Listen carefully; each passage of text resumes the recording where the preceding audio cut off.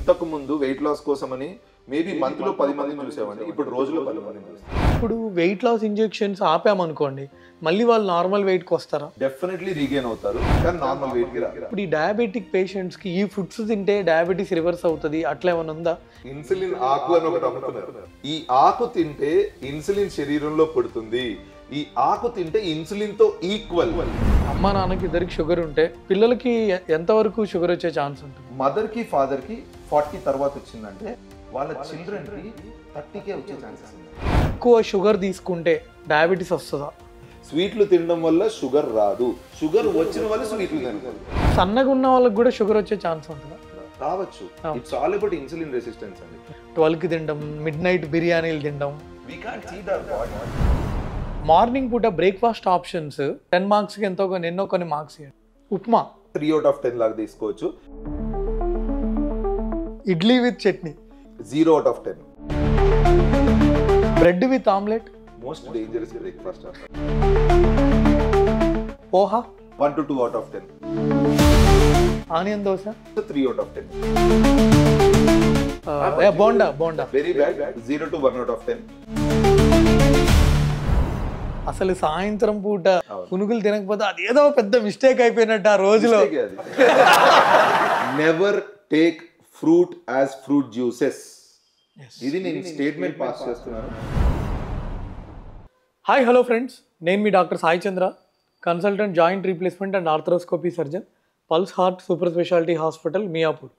So ఈరోజు మనతో doctor Tanoj గారు ఉన్నారు. నేను డాక్టర్ తనోజ్ గారు చాలా వీడియోస్ ఇన్స్టాగ్రామ్లో యూట్యూబ్లో చేశాము. సార్ కూడా పల్స్ హార్ట్ సూపర్ స్పెషాలిటీ హాస్పిటల్లో వర్క్ చేస్తారు. సో నమస్కారం సార్. సో తనోజ్ గారు, మీ గురించి మీరు బ్రీఫ్గా ఇంట్రొడక్షన్ చెప్పండి.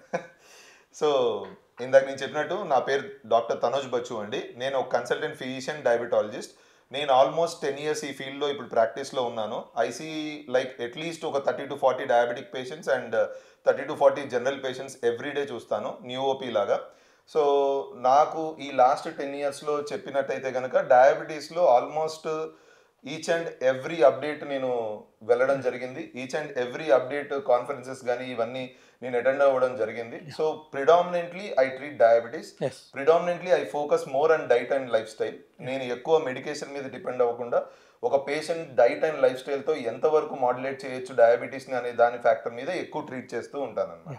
తనోజ్ గారు, మీరు స్కూలింగ్ ఎక్కడ? స్కూల్ వచ్చేసి కుకట్పల్లి హౌసింగ్ బోర్డ్, మన కేపీహెచ్బి ఉంది కదా, నాకు ఆల్మోస్ట్ ఒక 15-16 years అక్కడే ఉంది. దాని తర్వాత ఒక 2 years కొద్దిగా అటు ఇటు షిఫ్ట్ అవ్వడం జరిగింది. దాని తర్వాత ఇంకా మొత్తం మళ్ళీ MBBS I'm back to KPHB. So నేను ఎంబీబీఎస్ భాస్కర్ మెడికల్ కాలేజ్లో చేశాను. సో ఫ్రమ్ హోమే వెళ్ళేవాడిని బస్లో.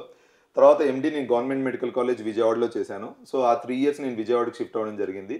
దెన్ నేను ఫెలోషిప్ క్లీవ్లాండ్ క్లినిక్లో మన డయాబెటీస్ది చేయడం జరిగింది. దాని తర్వాత మల్టిపుల్ డయాబెటిక్ ఫెలోషిప్స్ చేయడం జరిగింది. చిన్న ఒక 6 months మనకి లేటెస్ట్ అప్డేట్స్ మీద వీటి మీద నేను చేయడం జరిగింది అనమాట. So predominantly I belong to Kukatpally housing board. PG ఏ టైంలో చేశారు? నేను 2014, 15, 16 ఎండి జనరల్ మెడిసిన్ 13 to 16 చేశాను. అంతే. మీరు పీజీ టైంలో చూసిన కేసెస్లో మీకు బాగా గుర్తున్న కేసు, ఎందుకంటే మనందరికీ పీజీ టైంలో 1-2 కేసులు ఇంకా నాకైతే ప్రతిరోజు గుర్తుంటాయి. సో అలాంటి ఒక కేసు గురించి చెప్పరా?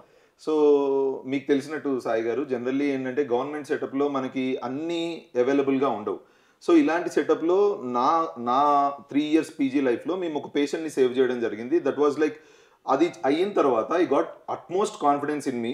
నా మీదే కాదు, ఒక గవర్నమెంట్ సెటప్లో విత్ లిమిటెడ్ అవైలబిలిటీ కూడా మనం పేషెంట్ని కాపాడొచ్చు, ప్రాపర్గా డయాగ్నోస్ చేయగలుగుతాయి అనేది అర్థమైంది. సో బ్రీఫ్గా చెప్పాలి అంటే the patient was diabetic, 23 years old. Diabetic అప్పుడే తెలిసింది ఆయనకి, చాలా సన్నగా లీన్గా ఉన్నాడు. This is first twist for us. Second twist ఏంటంటే ఆయన మాకు ప్రెసెంట్ అయింది ఫీవర్తో. కానీ ఒక 2-3 daysలో స్లోలీ అతను ఆల్టర్డ్ సెన్సోరియంలోకి వెళ్ళిపోవడం, చుట్టూరా ఉన్న వాళ్ళని మర్చిపోవడం జరిగింది. ఇదేంటి ఇలా జరుగుతుంది అని మేము ఎల్పీ చేయడం జరిగితే అప్పుడు మెనింజైటిస్, మెనింగో ఎన్కెఫలైటిస్ అనే ఒక డిజీజ్ అనేది డయాగ్నోస్ చేసాం. ఎల్పీ అంటే ఏంటండి? లంబార్ పంక్చర్ అంటాం. నడుము దగ్గర ఉన్న L3, L4 వర్టిబ్రా మధ్యలో చిన్నగా మనం ఫ్లూయిడ్ తీయగలం, సిఎస్ఎఫ్ని, సెరిబ్రోస్పైనల్ ఫ్లూయిడ్ని తీసి మనం డయాగ్నోస్ చేయొచ్చు ఏ డిజీజ్ ఉంది, ఎందుకు బ్రెయిన్ ఆ టైంలో ఫంక్షన్ చేయకుండా అందరినీ మర్చిపోయాడు అనేది మనం డయాగ్నోస్ చేయొచ్చు. అందులో బేసిక్గా మన ప్రేక్షకులకు అర్థం కావాలని ఎల్పి అంటే ఏంటని అడిగాను. సో ఈ లంబార్ పంక్చర్లో సిఎస్ఎఫ్ అనాలిసిస్లో మనం మెనింజైటిస్ అంటే మెదడు వాపి వ్యాధి అనేది డయాగ్నోస్ చేయడం జరిగింది. సో అప్పుడు ఈ యంగ్ ఏజ్లో ఎందుకు వచ్చిందని చూస్తే ఫస్ట్ ట్విస్ట్ బయటపడింది డయాబెటీస్ అని. అప్పుడే తెలిసింది, వాళ్ళ పేరెంట్స్కి తెలియదు. సరే అని చెప్పి ట్రీట్ చేయడం స్టార్ట్ చేసిన తర్వాత స్లోగా మాకు అర్థమైందంటే టీబీ అటాక్ అయిందని తెలిసింది. టీబీ అటాక్ అయిన తర్వాత చాలా ఎప్పుడు ఏ టీబీ అనేది చాలా ఫాస్ట్గా ప్రోగ్రెస్ అవ్వదు, కానీ అతనిలో చాలా ఫాస్ట్గా ప్రోగ్రెస్ అయ్యి మెల్లగా ఫిట్స్లోకి దారి తీసింది. సో ఫిట్స్లోకి దారి తీయగానే వెంటనే వెంటిలేటర్ పెట్టడం జరిగింది. వెంటిలేటర్ పెట్టాక ఇంకా మేము ఫ్యామిలీకి అమ్మ ఇంకా హోప్స్ లేవు, ఇంకా కష్టము ఈయన బయటికి రావడం అన్నప్పుడు ఒక భయానకమైన ట్విస్ట్ నెక్స్ట్ ఏం తెలిసింది అని అంటే patient was HIV positive. So ఇది సెకండ్ ట్విస్ట్ మాకు. సో హెచ్ఐవి అంటే హ్యూమన్ ఇమ్యూనో డెఫిషియన్సీ వైరస్. అందులోనే క్లియర్గా తెలిసిపోతుంది ఇమ్యూనిటీ తక్కువ ఉంటుందని. డయాబెటీస్ వల్ల ఇమ్యూనిటీ తక్కువ ఉంది, హెచ్ఐవి వల్ల ఇమ్యూనిటీ తక్కువ ఉంటుంది. సో టీబీ మెనింజైటిస్ చాలా ఫ్లేర్ అప్ అయిపోయింది.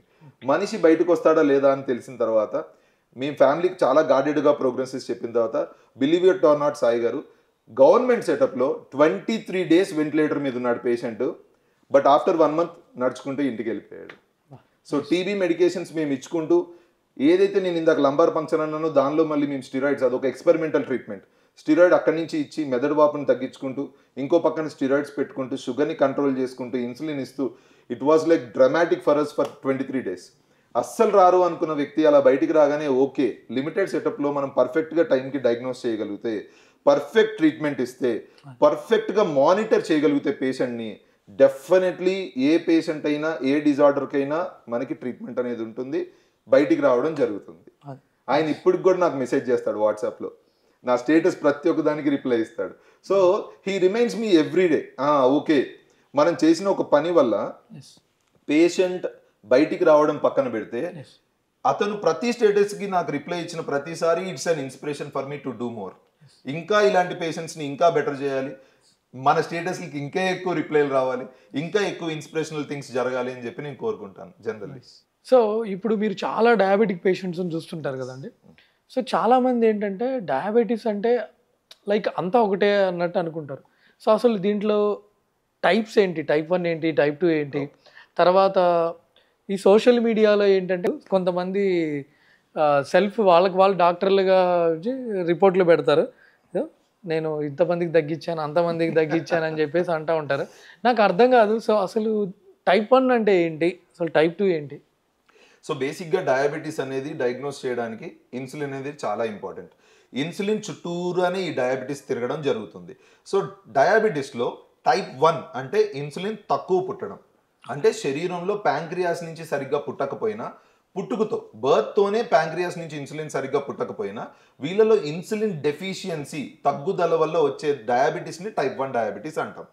వేరేస్ టైప్ 2 వాళ్ళలో ఇది లేటర్ ఏజ్లో జనరల్లీ చూస్తాం. ఎందుకు అంటే యాజ్ ఏజ్ ప్రోగ్రెసెస్ మనం స్ట్రెస్ ఎక్కువ తీసుకుంటాం, ఒబేసిటీ తీసుకోండి, లేదంటే అదర్ లైక్ హార్మోనల్ డిసార్డర్స్ తీసుకోండి, వీటిల్లో ఇన్సులిన్ రెసిస్టెన్స్ అంటాం, అంటే ఇన్సులిన్ పని చేయకపోవడం, దీన్ని టైప్ 2 డయాబెటీస్ అంటాం. సో సింపుల్ వర్డ్స్లో చెప్పాలి అంటే టైప్ 1లో ఇన్సులిన్ తక్కువ పుడుతుంది లేదా ఇన్సులిన్ తగ్గుదల ఉంటుంది. టైప్ 2లో ఇన్సులిన్ దండిగా ఉంటుంది, చాలా బాగుంటుంది శరీరంలో, కానీ పని చేయదు సింపుల్గా.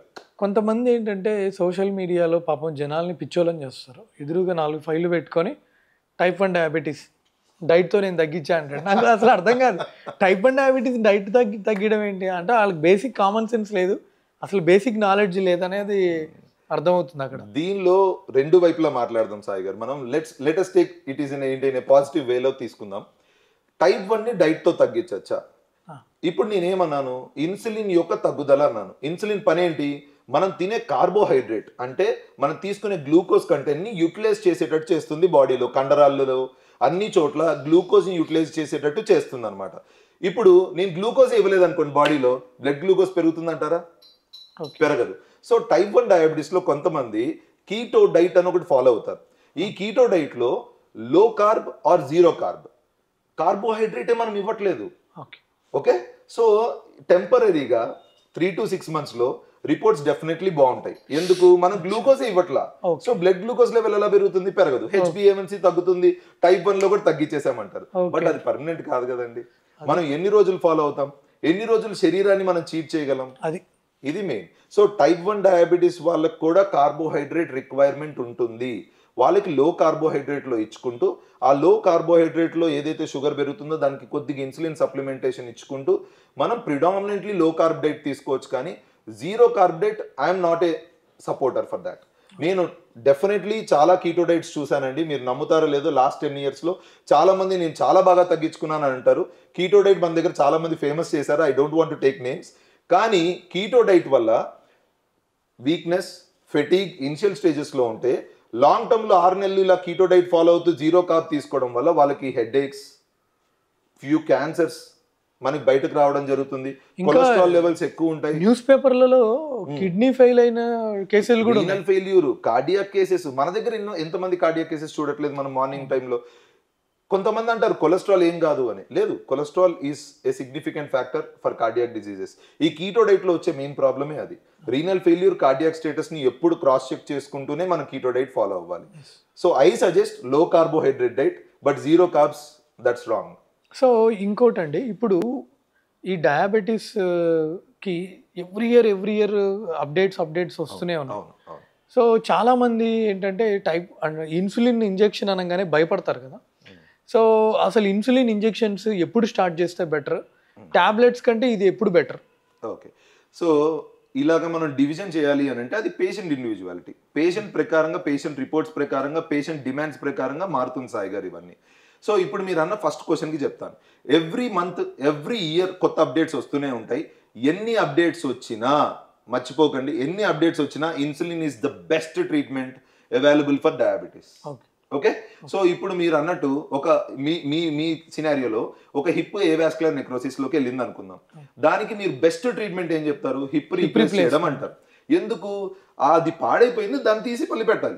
ఇప్పుడు డయాబెటీస్లో ఏం పాడవుతుంది? ఇన్సులిన్ పాడవుతుంది. సో ఇన్సులిన్ పాడవుతుంది అంటే ఇన్సులిన్ పని చేయకపోవడం కానీ, ఇన్సులిన్ తగ్గుదల కానీ ఇందాక నేను చెప్పాను.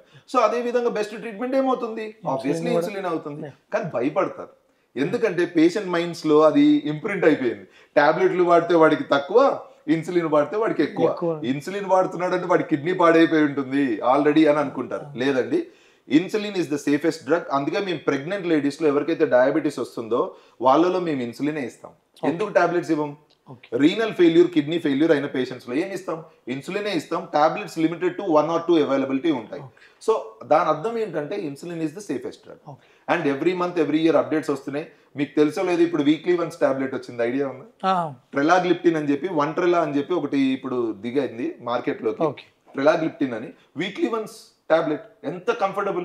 న్యూలీ డయాగ్నోస్డ్ పేషెంట్స్లో కానీ, కొంతమందికి HbA1c అన్కంట్రోల్డ్గా ఉంది అని అంటే వారానికి ఒకసారి వేసుకుని అంటే వాడు ఎంజాయ్ చేస్తాడు ఆబ్వియస్లీ. సో ఇలా లేటెస్ట్ అప్డేట్స్ ఉంటాయి. But definitely the best treatment is insulin. Next, ఎవరిని డిసైడ్ చేస్తాం ఇన్సులినా మెడికేషనా అని అంటే, ఒక పర్సన్ ఐ సర్జరీకి వెళ్తున్నాడు, లేదా మీదే TKRకి వెళ్తున్నాడు అనుకుందాం. మీరు నాకు ఏం టార్గెట్ ఇస్తారు? తనోజ్ గారు మీరు 1 weekలో నాకు షుగర్ లెవెల్స్ 120కి వచ్చేయాలి, 160కి రావాలంటారు. అలాంటప్పుడు the best treatment is insulin.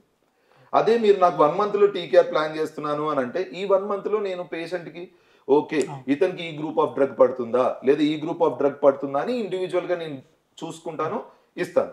అదే ఒక లావుగున్న పేషెంట్ వచ్చాడు అనుకోండి, ఆయనకు ఒక గ్రూప్ ఆఫ్ డ్రగ్స్ ఇస్తాను. ఎందుకంటే కొన్ని డయాబెటిక్ డ్రగ్స్ వల్ల వెయిట్ లాస్ అవుతుంది, కొన్ని డయాబెటిక్ డ్రగ్స్ వల్ల వెయిట్ గెయిన్ అవుతుంది. నెక్స్ట్ ఇంకా అదే అడగాలి దాని గురించి. సో ఇలాగా పేషెంట్ ఇండివిజువల్ అండి.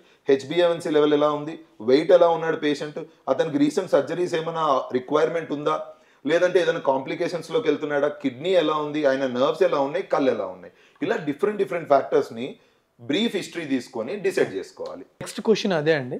ఇప్పుడు మనకి మార్కెట్లో కొన్ని డ్రగ్స్ వచ్చాయి, అవి తీసుకుంటే వెయిట్ లాస్ అవుతాయి అని చెప్పి. సో దీని మీద చాలా మిత్స్ ఉన్నాయన్నమాట. దీని గురించి మనం కొంచెం డీటెయిల్గా మాట్లాడుకోవాలి. సో అసలు ఆ డ్రగ్స్ ఏంటి, ఫస్ట్ వాటి నేమ్స్ చెప్పండి, తర్వాత దాని డోసేజ్ అవి చెప్పరా? షూర్ సాయి గారు. So weight loss injections, weight loss tablets obviously అండి మనం ఎవరు చూస్ చేసుకోం ఈజీ వే. ఇప్పుడు ఒక లాటరీలో ₹1,00,00,000 వస్తాయంటే రెడీగా ఉంటారు తీసుకోవడానికి లాటరీ టికెట్స్. అదే ₹1,00,00,000 10 సంవత్సరాలు కష్టపడాలంటే మనం కష్టపడతామా? కష్టపడం. So in the same way weight loss injections కానీ, వెయిట్ లాస్ టాబ్లెట్స్ కానీ రావడం వల్ల it created a biggest fuss in the industry, medical ఇండస్ట్రీలో. సో వెయిట్ లాస్ ఇంజెక్షన్స్లో ఇప్పుడు మనకి అవైలబుల్ ఉన్నవి మాంజోరో అని, టెర్సెపెటైడ్ అని ఒకటి, వెగోవి అని, సెమాగ్లూటైడ్ ఒకటి ఉంది. సో ఈ రెండు GLP-1 ఎగోనిస్ట్ అంటాం, అంటే గ్లూకగాన్ లైక్ పెప్టైడ్ అని. ఈ glucagon like peptide GIP, gastric inhibitory peptide అని ఈ రెండింటి మీద యాక్ట్ చేస్తుంది. ఈ రెండింటి పని ఏంటి? మనకు ఆకలి పుట్టించేది, మన ఆకలి తీరేటట్టు చేసేది, మన పొట్ట యొక్క ఏదైతే కాంట్రాక్షన్స్ ఉంటాయో వాటి మీద డిపెండ్ అయింది. సో ఈ ఇంజెక్షన్స్ ఏం చేస్తాయంటే పొట్ట యొక్క కాంట్రాక్షన్ ని స్లో డౌన్ చేస్తాయి. స్లో డౌన్ చేసేసరికి ఏమవుతుంది? గ్యాస్ట్రిక్ ఎంటీ చేసేది స్లో అయిపోతుంది. స్లో అయిపోయేసరికి త్వరగా పొట్ట నిండిపోయినట్టు అనిపిస్తుంది. అర్థమైందా? సో ఈ విధంగా టాబ్లెట్స్ అండ్ ఇంజెక్షన్స్ మనకు వర్క్ అవ్వడం జరుగుతుందండి. ఈ ఇంజెక్షన్స్ వల్ల, టాబ్లెట్స్ వల్ల వెయిట్ లాస్ డెఫినెట్లీ ఉంటుంది, డయాబెటీస్ కంట్రోల్లోకి వస్తుంది. ఎందుకంటే మనం లిమిట్ చేస్తున్నాం క్యాలరీస్. లిమిట్ చేసినప్పుడు గ్లూకోజ్ యూటిలైజేషన్ పెరిగి గ్లూకోజ్ లెవెల్స్ బ్లడ్లో తగ్గుతాయి. సో డెఫినెట్లీ డయాబెటిక్ కంట్రోల్కి, వెయిట్ లాస్కి చాలా ఉపయోగం ఇది. నౌ మనం ఇంత మంచిగా మాట్లాడుకున్నప్పుడు డార్క్ సైడ్ మాట్లాడాలి. నేను ఇందాక చెప్పినట్టు గ్యాస్ట్రిక్ ఎంటీయింగ్ స్లో డౌన్ అయినప్పుడు ఆబ్వియస్లీ మనిషికి గ్యాస్ట్రిక్ ఇష్యూస్ వస్తాయి. వామిటింగ్ సెన్సేషన్, ఛాతిలో మండడం, ఛాతిలో ఏదో పొడుస్తున్నట్టు అనిపించడం, వీపులో పట్టేసినట్టు అనిపించడం. రెండోది, ఇందా నేను చెప్పినట్టు గ్లూకోజ్ లెవెల్స్ డౌన్ చేస్తుంది అన్నాను. డయాబెటీస్లో మంచిది. వేరే డయాబెటిక్ కానోళ్ళు కూడా తీసుకుంటారుగా, వాళ్ళల్లో గ్లూకోజ్ లెవెల్ డౌన్ అయినప్పుడు ఏమవుతుందంటే తలనొప్పి వస్తుంది ఈ వెనక భాగంలో. ఈ తలనొప్పి ఇరిటేటింగ్ గా ఉంటుంది. ఊరికే మన కొలీగ్స్ మీద అరిచేస్తాం, ఇంకా లేడీస్ అయితే హస్బెండ్స్ మీద అరుస్తారు, హస్బెండ్స్ అయితే బయటికి వెళ్ళి తీర్చుకుంటారు. ఎవరైనా ఆ చిరాకు అనేది ఎందుకు వస్తుంది అంటే గ్లూకోజ్ లెవెల్ డౌన్ అయినప్పుడు. మనకు ఆకలి వేసినప్పుడు ఎలా ఉంటుంది చిరాకు, అలా ఉంటుంది ఇది. సో క్వాలిటీ ఆఫ్ లైఫ్ తగ్గుతుంది, గ్యాస్ట్రిక్ ఇష్యూస్ వస్తాయి, కాన్స్టిపేషన్, మోషన్ సరిగ్గా రాకపోవచ్చు, కొన్నిసార్లు మోషన్ ఎక్కువ అవ్వచ్చు. ఈ సైడ్ ఎఫెక్ట్స్ ని మనం ఒకవేళ ఓర్చుకోగలం, మనకి ఈ సైడ్ ఎఫెక్ట్స్ కన్నా బెనిఫిట్ ఇంపార్టెంట్. అంటే వెయిట్ లాస్ అవుతే మీరు నాకు బాగా క్లోజ్ కాబట్టి మన టీకేఆర్ పేషెంట్ కి వెయిట్ లాస్ అవుతే చాలా బ్యూటిఫుల్ ఇంప్రూవ్మెంట్ ఉంటుంది. ఫిజియోథెరపీ పరంగా బాగుంటుంది, మీకు సర్జరీ పరంగా బాగుంటుంది. అలాంటి వాళ్ళలో ఇస్తాం. కార్డియాక్, వాళ్ళు మల్టిపుల్ స్టెంట్స్ వేయించుకోవాల్సి వచ్చింది ఒబేసిటీ రిలేటెడ్ గా, వాళ్ళకి ఇస్తాం.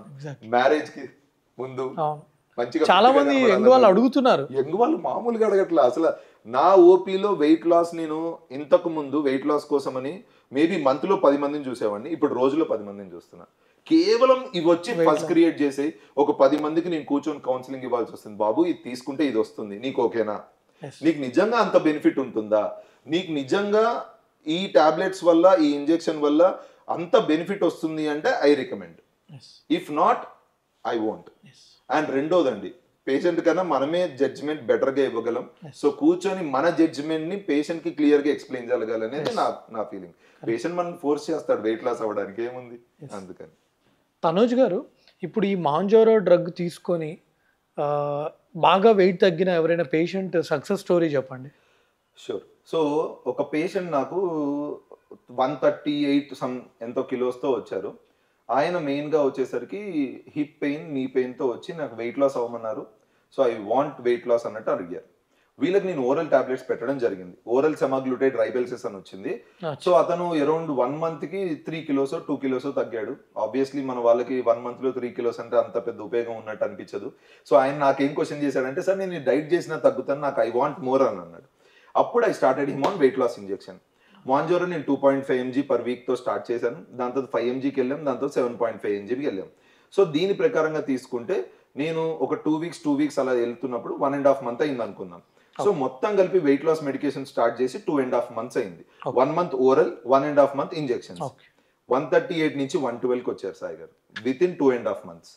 బట్ ఈ వీడియో చూసి మీ అంతటి మీరు ఎప్పుడు వెయిట్ లాస్ ఇంజెక్షన్స్ తీసుకోవద్దండి. ఎందుకంటే ఇది ఓన్లీ క్వాలిఫైడ్ డాక్టర్స్ సూపర్విజన్లోనే వాళ్ళు ట్రీట్మెంట్ ఇస్తేనే మీరు తీసుకోవాలి, ఓకేనా? దయచేసి మీ అంతటి మీరు తీసుకోవద్దు, ఎందుకంటే లేనిపోని కాంప్లికేషన్స్ వస్తే మళ్ళీ అదొక తలనొప్పి, ఓకేనా? సో అందుకే ఇందా నేను అన్నాను కదా, పేషెంట్ యొక్క బెనిఫిట్ వర్సెస్ రిస్క్ మనం అసెస్ చేసి పేషెంట్ కి మనం క్లియర్ గా ఎక్స్ప్లెయిన్ చేయగలగాలి, మనం పెట్టాలి. ఇప్పుడు ఈ వ్యక్తి నాకు 138 నుంచి ఆల్మోస్ట్ 112 kilos వరకు వచ్చారు. కానీ ఈ గ్యాప్ లో 138 నుంచి 112 వచ్చే గ్యాప్ లో ఈ 2.5 months లో 3 times నన్ను కలవడం జరిగింది. గ్యాస్ట్రిక్ ఇష్యూస్ తో, మోషన్స్ తో, ఒకసారి నేను సెలైన్ కూడా పెట్టాల్సి వచ్చింది. సో ఇది dark side. Definitely for every drug ఒక పాజిటివ్ ఉన్నప్పుడు ఒక నెగిటివ్ కూడా ఉంటుంది. సో ఇది మాత్రం ఆయన చాలా హ్యాపీగా, సార్ నేను సైజ్ మొత్తం డౌన్ అయిపోయింది, నేను కొత్త బ్రాండ్స్ ఎక్స్ప్లోర్ చేస్తున్నాను, కొత్త షర్ట్స్ వేసుకున్నాను, కొత్త టీ షర్ట్స్ వేసుకున్నాను, చాలా హ్యాపీగా ఫీల్ అయ్యాడు. ఇప్పుడు ప్రెసెంట్ హీఈస్ రన్నింగ్ ఆన్ ఇంకా 7.5 mg మాంజారో మీద ఉన్నారు, 112 దగ్గర ఉన్నారు. లెట్స్ సీ ఎక్కడి వరకు వెళ్తారు అనేది. 2.5 months లో మాత్రం 138 నుంచి 112కి రావడం జరిగింది. ఈ 26 kilos తగ్గారు ఈ వ్యక్తి. ఇది ప్రతి వ్యక్తిలో ఉండాల్సిన అవసరం లేదు. మళ్ళీ ఒక్కొక్క వ్యక్తికి ఒక్కొక్క టైప్ ఆఫ్ వెయిట్ లాస్ ఉంటుంది. ఎందుకు? ప్రతి ఒక్క బాడీ ఇండివిజువల్ స్ట్రక్చర్ వేరు, జెనెటిక్స్ వేరు, హార్మోనల్ ప్రొఫైల్ వేరు. ఈ మూడు ఇంపార్టెంటే కదా ప్రతి మనిషికి. సో ప్రతి మనిషి ఓకే సార్ చెప్పారు 2.5 months లో ఇంత తగ్గారు, సో నేను ఇంత తగ్గుతానని ఎక్కడా లేదు. ఇంకోటి, ఇప్పుడు వెయిట్ లాస్ ఇంజెక్షన్స్ ఆపామనుకోండి, మళ్ళీ వాళ్ళు నార్మల్ వెయిట్కి వస్తారా? డెఫినెట్లీ రీగెయిన్ అవుతారు, కానీ నార్మల్ వెయిట్కి రారు. Here comes the catch. ఇప్పుడు 10 kilos తగ్గారనుకోండి, మనం వెయిట్ లాస్ ఇంజెక్షన్స్ ఆపేస్తే 2 kilos నుంచి 3 kilos పెరుగుతారు. So that means 100% weight loss లో మనము ఆపేస్తే 20 to 30% రీగెయిన్ అయ్యే ఛాన్స్ ఉంది, కానీ మళ్ళీ తిరిగి 100% రీగెయిన్ అవ్వరు. అండ్ రెండోది, మనం అలవాటు చేస్తున్నాం ఒక మనిషికి, నువ్వు ఇంత తింటే ఇంత వెయిట్ లాస్ అవుతావు, నువ్వు ఇంత తింటే ఇలా ఉంటుంది నీ ఆరోగ్యం అనేది మనం ఒక అలవాటు చేసినప్పుడు patient should continue the diet and life style through out his life. ఏదైనా మనం నేర్పించడానికి ఒక ఇన్స్టంట్ రిజల్ట్ కోసం మనం చూపిస్తున్నాం, కానీ ultimate the best strategy for weight loss and fitness is diet and life style. ఇంకోటి తనోజ్ గారు, చాలా మనం వీడియోలు చూస్తూ ఉంటాము, ఫుడ్తో డయాబెటీస్ రివర్స్ చేయొచ్చు, ఫుడ్తో డయాబెటీస్ రివర్స్ చేయొచ్చు అని. సో అసలు ఫుడ్తో డయాబెటీస్ రివర్స్ చేయొచ్చా? ఓకే, టైప్ 1 డయాబెటీస్ అయితే రివర్స్ చేయలేము, ఎందుకంటే ఇన్సులిన్ పుట్టదు కాబట్టి వాళ్ళ శరీరాల్లో, పాపం వాళ్ళదైతే రివర్స్ చేయడం కష్టం. Now coming to type 2 diabetes. ఇప్పుడు మోస్ట్ కామన్ కారణం ఏమంటారు మనందరికి టైప్ 2 డయాబెటీస్ రావడానికి? స్ట్రెస్ కారణం, ఒబేసిటీ కారణం, సెడెంటరీ లైఫ్ స్టైల్ కారణం. ఒకవేళ ఈ మూడింటిని మనం తీసేయగలిగితే with proper diet, initial stages అంటే ఒక పర్సన్ రెగ్యులర్ మాస్టర్ చెకప్ లో ఏ ఇబ్బందులు లేకుండా HbA1c 6.5 to 7తో వచ్చాడు, వాళ్ళకి రివర్స్ చేయొచ్చు. అది ఫస్ట్ 1 year ఆఫ్ డయాబెటీస్ లో మనం రివర్స్ చేయొచ్చు. ఇక్కడ మళ్ళీ ఇంకో పాయింట్ చెప్తా, మనం ఏం రివర్స్ చేయగలుగుతున్నాం? టాబ్లెట్స్ రివర్స్ చేయగలుగుతున్నాం. ఒక్కసారి ఒక పర్సన్ డయాబెటిక్ అయ్యారు అంటే వాళ్ళు లైఫ్ లాంగ్ డయాబెటిక్ అన్నట్టే మైండ్ లో పెట్టుకోవాలి. ఎందుకు? ఈ స్ట్రెస్ వల్ల, ఈ ఒబేసిటీ వల్ల, ఈ డైట్ వల్ల, ఈ సెడెంటరీ లైఫ్ స్టైల్ వల్ల ఒకసారి వచ్చింది మళ్ళీ రాదా? మనం ఒకసారి డైట్ చేశాను, నేను ఒక 3 నెలలు చాలా ఫిట్ గా జిమ్కి వెళ్ళాను, లేదా ప్రతిరోజు జాగింగ్కి వెళ్ళాను, తగ్గించుకున్నాను, మళ్ళీ రాదు అన్నట్టు ఉండదు. ఈ లైఫ్ లో ఇది నిరంతరం ఇక అవుతూనే ఉంటాయి కదా మన లైఫ్ లో. సో అందుకే రివర్స్ చేయడం అనేది, we're reversing the tablet usage. But diabetes అయితే మనకి లైఫ్ లాంగ్ ఉంటుంది, ఆ రిస్క్ మనకి లైఫ్ లాంగ్ ఉంటుంది. సో రెగ్యులర్ గా డాక్టర్ తో చెకప్ లో ఉండాలి, ఎప్పుడు రెగ్యులర్ బ్లడ్ టెస్ట్ అవి చేయించుకుంటూ ఉండాలి. ఒక్కసారి డయాబెటిక్ అని మనకు ఒక లెవెల్ దాటింది అంటే ఎవ్రీ 3 months మనం చెక్ చేయించుకోవాలి. తర్వాత డాక్టర్ కి చాలా కాన్ఫిడెన్స్ వచ్చి పేషెంట్ లో బాగా diet and life style follow అవుతున్నాడు అని అనిపిస్తే డాక్టర్ 6 months కి రమ్మంటారు. మనము ఒకసారి బెటర్ అయ్యాము అని చెప్పి మళ్ళీ 1 సంవత్సరం వదిలేస్తే మళ్ళీ వచ్చే ఛాన్స్ ఉంది. ఇంకోటి, ఇప్పుడు ఈ డయాబెటిక్ పేషెంట్స్ కి ఈ ఫుడ్స్ తింటే డయాబెటీస్ రివర్స్ అవుతుంది అట్లా ఏమైనా ఉందా? ఎందుకంటే మనం చాలా చూస్తుంటాం సోషల్ మీడియాలో. లీవ్స్ కూడా ఉంటాయి సాయి గారు, మీకు తెలుసా? డయాబెటీస్ ఆకు, ఇన్సులిన్ ఆకు అని ఒకటి అమ్ముతున్నారు, హైదరాబాద్ లో అమ్ముతున్నారు. ఊరు సైడ్ కాదు, నేను I'm not talking on the village side also. ఈ ఆకు తింటే ఇన్సులిన్ శరీరంలో పడుతుంది, ఈ ఆకు తింటే ఇన్సులిన్ తో ఈక్వల్, ఇది వండర్ చేస్తుంది అంటారు. అలాంటివి ఏం జరగవు శరీరంలో. కాకరకాయ జ్యూస్ తాగితే షుగర్, చాలా మంది కాకరకాయ జ్యూస్ అంటారు, కొంతమంది మోరింగా పౌడర్ అంటారు. అంటే చాలా నేను అనుకోవడం కాకరకాయ పుల్ల చేదుగా ఉంటుంది. సో బేసికల్లీ ఇక్కడ పాయింట్ ఏంటంటే, కాకరకాయ తీసుకున్నప్పుడు షుగర్ లెవెల్స్ తగ్గుతాయి. ఎందుకు? ఫైబర్ వల్ల. ఓకే, ఇదే కీరా దోసకాయతో కూడా అవుతుంది, ఇదే ఆకుకూరలతో కూడా అవుతుంది, ఇదే బెండకాయతో, దొండకాయతో, మునక్కాడతో, అన్నిటితో అవుతుంది. Coming to moringa powder, moringa powder శరీరంలో ఇన్సులిన్ రెసిస్టెన్స్ క్లియర్ చేయదు, ఇన్సులిన్ పుట్టించదు, అది కూడా అంతే same. It's all about fibre. మనం ఎంత ప్లెంటీ ఆఫ్ ఫైబర్ తీసుకుంటామో అది అంత వాటర్ని అబ్జార్బ్ చేసుకొని అంత గ్లూకోజ్ లెవెల్స్ని తగ్గించడం జరుగుతుంది. మన డైట్లో ఎక్కువ గ్రీన్స్ తీసుకొని తక్కువ కార్బ్స్ తీసుకుంటే ఏదైనా అంతే, సింపుల్. అంతేగాని మనకి ఒక ఆకో లేకపోతే ఇలాంటి వాటి వల్ల ఏం అడ్వాంటేజ్ ఉండదు. మెంతుల వల్ల అయితే కొన్ని సైంటిఫిక్ ఎవిడెన్స్ ఉంది. మెంతులు కూడా మెట్ఫార్మిన్ లాగా వర్క్ చేస్తుంది, ఒక షుగర్ టాబ్లెట్ లాగా అని చెప్తారు. అది కన్ఫర్మ్ కాదని నేను అన్నాను, కానీ మెట్ఫార్మిన్ అంతా వర్క్ చేయదు, మెట్ఫార్మిన్ లాగా వర్క్ చేస్తుంది. నేను మెంతులు తింటాను, పొద్దున్న లెగ్గానే కాకరకాయ జ్యూస్ తాగుతాను, మధ్యాహ్నం వెజిటేబుల్ జ్యూస్ తాగుతాను, సాయంత్రం మొరింగా టీ తీసుకుంటాను, నాకు షుగర్ రాదు అని అనుకోవడం భ్రమ, జరిగే పని కాదు అది. ఇవన్నీ చేస్తే బెటర్ షుగర్ కంట్రోల్ ఉంటుంది, ఎందుకంటే మనం డైట్ అంత బ్యూటిఫుల్ గా ఫైబర్ ఇన్వాల్వ్ చేస్తున్నాం కాబట్టి షుగర్ కంట్రోల్లో ఉంటుంది, కానీ షుగర్ పోదు. పేరెంట్స్ ఇద్దరికి షుగర్ ఉంది అనుకోండి, అమ్మా నాన్నకి ఇద్దరికి షుగర్ ఉంటే పిల్లలకి ఎంతవరకు షుగర్ వచ్చే ఛాన్స్ ఉంటుంది? ఓకే, సో ఇది మనము ఓన్లీ డయాబెటీస్ లాగా కాకుండా we'll talk it as a metabolic syndrome. Metabolic syndrome అంటే డయాబెటీస్ ఉంటుంది, డిస్లైపిడమియా అంటే cholesterol problem, blood pressure and other metabolic disorders ఏవైతే థైరాయిడ్ అన్ని ఎనీ మెటబాలిక్ డిజార్డర్స్ ఏంటంటే 35% ఛాన్స్ ఉంటుంది. ఓకే. అమ్మ నాన్నకి ఇద్దరికి ఉంది అని అంటే there is 35% chance that their progeny or వాళ్ళ సన్ ఆర్ డాటర్కి వచ్చే ఛాన్సెస్ ఉంటాయి. నెక్స్ట్ ఇంకొకటి ఏంటంటే మదర్కి ఫాదర్కి 40 తర్వాత వచ్చిందంటే వాళ్ళ చిల్డ్రన్కి 30కే వచ్చే ఛాన్సెస్ ఉన్నాయి. బా, యంగ్ ఏజ్లో వచ్చే ఛాన్సెస్ ఉన్నాయి. ఇప్పుడు దీనికి మనం ఏం చేయాలి, మరి నేను జెనెటిక్స్ వచ్చింది కదా అని చాలా మంది బాధపడుతూ ఉంటారు. నా దగ్గరికి ఎంతో మంది వస్తారు, మా నాన్నకి కిడ్నీ ప్రాబ్లం ఉంది, మా నాన్నకి డయాబెటీస్ ఉంది, నాకు వస్తుందని భయంగా ఉంది. భయం మంచిదే. భయంతో యాంగ్జైటీలోకి వెళ్లకుండా భయంతో diet and life style follow అవ్వాలి. These people can prevent it from coming. అంటే రానియకుండా ఆపుకోగలరు, కానీ అది డ్యూరేషన్ మాత్రమే. అంటే 30కి రావాల్సింది 35 వరకు ఆపగలరు, 40 వరకు ఆపగలరు, ఒక proper diet and life style follow అవుతాయి. బట్ అది ఇన్ఎవిటబుల్, డెఫినెట్లీ జెనెటిక్ది ఏదో ఒక టైంలో వచ్చే ఛాన్సెస్ ఉంటాయి. If it is decide to come అంతే. 35% ఛాన్స్ ఉంది, రావచ్చు, దాన్ని మనం డిలే చేయొచ్చు ప్రాపర్ డైట్ అండ్ లైఫ్ స్టైల్తో అంతే. ఇంకోటి తనోజ్ గారు ఇందాక అడుగుదాం అనుకున్నాను, మర్చిపోయాను.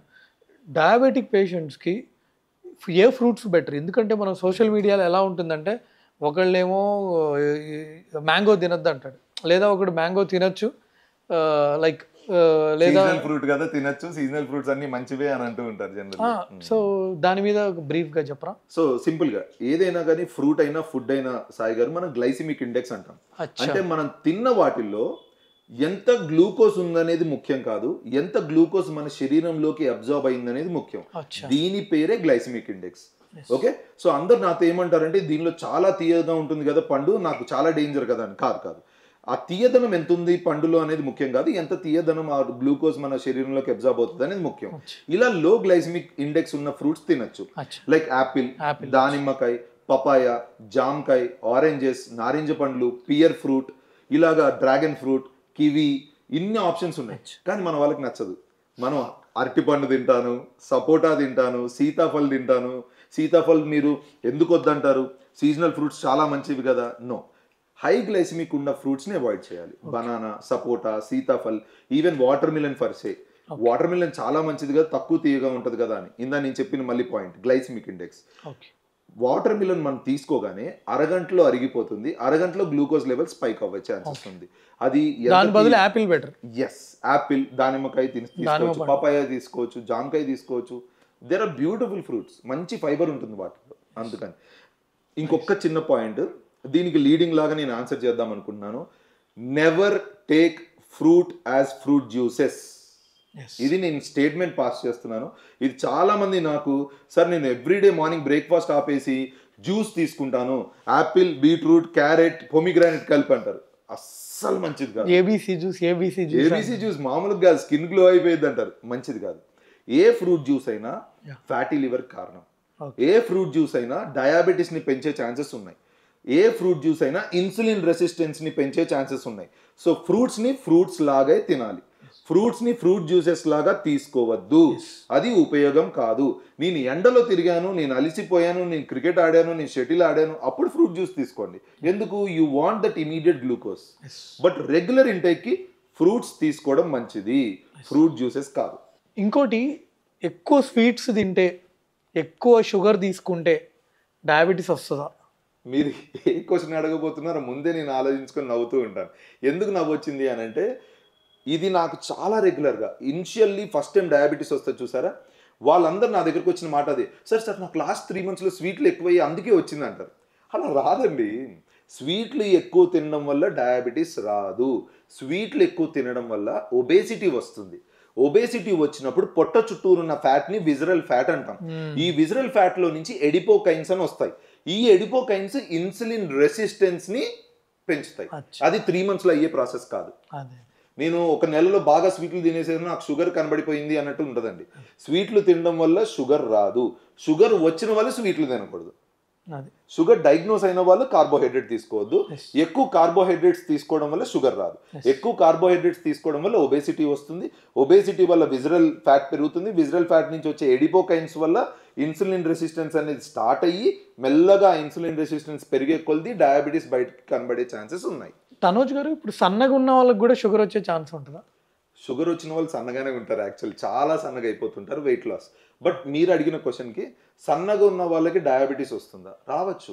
It's all about insulin resistance అండి. ఇప్పుడు ఒక పర్సన్ నైట్ డ్యూటీ చేస్తున్నాడు, సాఫ్ట్వేర్ చాలా మంది పాపం ఉన్నారు, నైట్ డ్యూటీ చేసే వాళ్ళు చాలా మంది నా దగ్గరకు వస్తారు, చాలా లీన్గా ఉంటారు, ప్రాపర్ డైట్ తీసుకోరు, ప్రాపర్ స్లీప్ ఉండదు. వీళ్ళల్లో కార్టిసాల్ అనే హార్మోన్ పెరిగిపోతుంది. ఎందుకు? ప్రాపర్ స్లీప్ లేదు. ఎర్లీ మార్నింగ్ రిలీజ్ అవ్వాల్సిన కార్టిసాల్ రిలీజ్ అవ్వదు, ఎందుకంటే వీడు ఎర్లీ మార్నింగ్ పడుకుంటాడు. తర్వాత కార్టిసాల్ పీక్లోకి వెళ్ళిపోతుంది.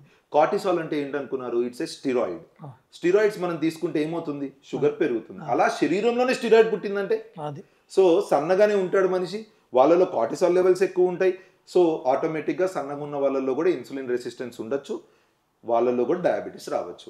సన్నగా లావుగా అనే డిఫరెన్స్ అనేది లేదు. ఎవరిలో ఇన్సులిన్ రెసిస్టెన్స్ ఎక్కువ ఉంటుంది, ఎవరిలో స్ట్రెస్ హార్మోన్స్ ఎక్కువ ఉంటాయో వాళ్ళలో డయాబెటీస్ అనేది ఎక్కువ కనబడే ఛాన్సెస్ ఉన్నాయి. ఎగ్జాక్ట్లీ. తనోజ్ గారు, ఇప్పుడు ఇంకోటి ఏంటంటే ఎవరైతే లేట్ నైట్ తింటారో, లైక్ 12కి తినడం, మిడ్ నైట్ బిర్యానీలు తినడం, ఇట్లాంటి వాళ్ళల్లో అసలు ఎట్లాంటి హెల్త్ ప్రాబ్లమ్స్ వస్తాయి? మిడ్ నైట్ బిర్యానీయే కాదు, ఈ మధ్య early morning 4 AM 4 AM biryani 4 AMకి ఒక్కొక్కరు కార్లు వేసుకొని ఎక్కడికో వెళ్ళిపోయి 4 AMకి mutton biryani. No, we can't cheat our body. మన బాడీ ఎలా మేకప్ అయింది చిన్నప్పటి నుంచి, పొద్దున 9 నుంచి రాత్రి 9 వరకు మన ఈటింగ్ సైకిల్ అనేది ఉంటుంది. ఆ ఈటింగ్ సైకిల్లోనే మనం తినాలి. 9 తర్వాత మనం తినే కొద్ది మిడ్ నైట్ క్రేవింగ్స్ పెరిగి, మిడ్ నైట్ బిర్యానీస్ పెరిగే కొద్ది డైజెషన్కి మనం ఛాన్స్ ఇవ్వట్లా. మధ్యరాత్రిలో లేచి తినేసి పడుకుని పోతాం. ఎక్కడ మనం డైజెషన్కి ఎయిడ్ ఇస్తున్నాం? ఆ యాసిడ్ అనేది రాదు కదా, ఆ డైజెషన్ అనేది అవ్వదు కదా. ఎంజైమ్స్, డైజెస్టివ్ ఎంజైమ్స్ ప్యాంక్రియాస్ నుంచి రిలీజ్ అవ్వాలి కదా. ఇన్సులిన్ బెటర్గా వర్క్ అవ్వడానికి రాత్రి రిలీజ్ అవ్వాలి కదా. ఎందుకు రిలీజ్ అవుతాయి? ఇవన్నీ అవ్వవు. సో అలాంటప్పుడు డైజెషన్ తక్కువ ఉంటుంది.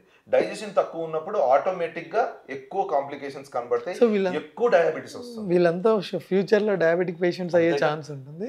గ్యాస్ట్రోఎంట్రాలజిస్ట్కి ఫుల్ డిమాండ్. ఇంకా మామూలుగా ఉండదు గ్యాస్ట్రోఎంట్రాలజిస్ట్కి, డయాబెటీషియన్కి, అందరికి. ఇప్పుడు వచ్చే ఈ సాఫ్ట్వేర్ పాపం జాబ్సే కానివ్వండి, నైట్ డ్యూటీసే కానివ్వండి, మన లైఫ్ సైకిల్ మనది కూడా అలానే ఉంటుంది. లైఫ్ స్టైల్ కానీ మనది కూడా మన చాలా టఫ్ ఉంటుంది. కానీ ఇలాంటి టైంలో నేను అందరికి ఇచ్చే అడ్వైస్ ఏంటంటే, నైట్ డ్యూటీస్ చేసిన night duty day duty, night duty day duty ఇలా ఉండనీయకుండా, ఒకవేళ వాళ్ళు అదే నైట్ డ్యూటీ కంటిన్యూగా 3 to 6 months చేశారనుకోండి, వాళ్ళ బాడీ మెల్లమెల్లగా అకామిడేట్ అవ్వడం స్టార్ట్ అవుతుంది. ఆ రిథంకి తగ్గట్టుగా యాక్టివిటీ, ఆ రిథంకి తగ్గట్టుగా ఆ టైంలోనే డైట్ తీసుకోవడం, ప్రాపర్ యాక్టివ్గా ఉన్నప్పుడే డైట్ తీసుకునేటట్టు, ఫుడ్ తీసుకునేటట్టు చేసుకుంటే డెఫినెట్లీ కొద్ది కాంప్లికేషన్స్ అయితే తగ్గుతాయి.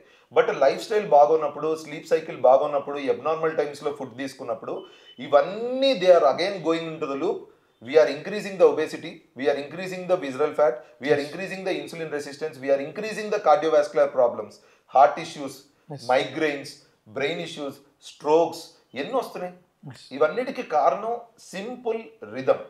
మన డైలీ లైఫ్లో ఉండే రిథమ్, చిన్నప్పటి నుంచి మన శరీరానికి అలవాటు చేసిన రిథమ్ని మనమే డిస్టర్బ్ చేస్తున్నాం. డిస్టర్బ్ చేసినప్పుడు దానికి తగిన మూల్యం మనం చెల్లించుకోవాల్సిందే.